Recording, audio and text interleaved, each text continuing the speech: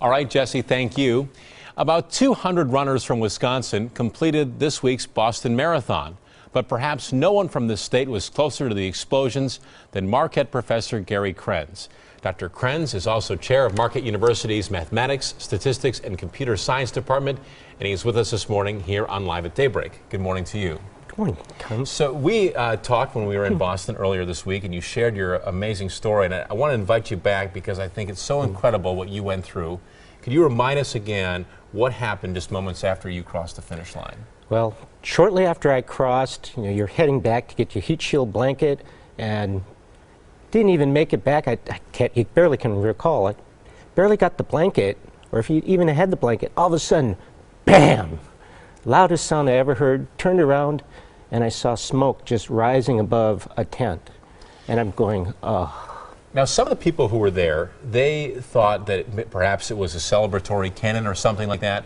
But I believe you told me you knew right away this was something terrible. Oh, no. I mean, it looked like the movies. The smoke was going up. There was no celebration. And plus, it was right near the spectators. No accident. And so here we are, fast forward a week, 5 days later. Yeah. I'm sure it feels like much longer. What is your reaction after hearing that one of the suspects has been killed and the other suspect is now in custody? Well, the city of Boston has to be relieved, and the families of the victims, they're probably having some closure, but that won't occur until the trial. But the city of Boston, the police were just remarkable, and they worked really hard. Literally, the police turned over every rock and found these suspects.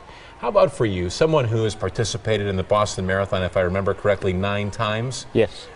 This race is very important to you and so many other runners from Wisconsin. To have these people in custody who ruined this event, what does that mean to you? Well, to me,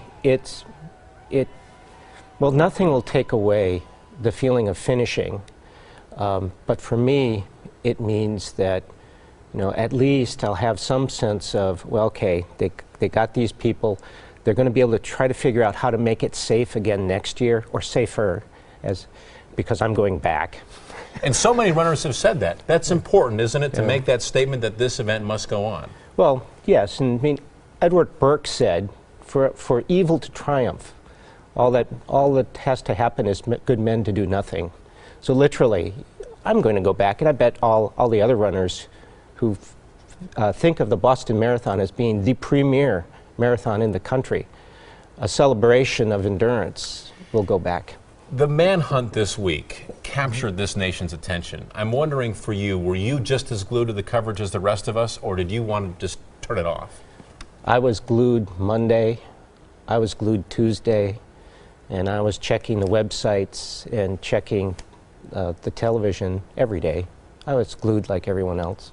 All right, Dr. Krenz, thank you so much for coming in to see us this morning. Appreciate it. Thank you. And we're so glad you're here with us, well and healthy.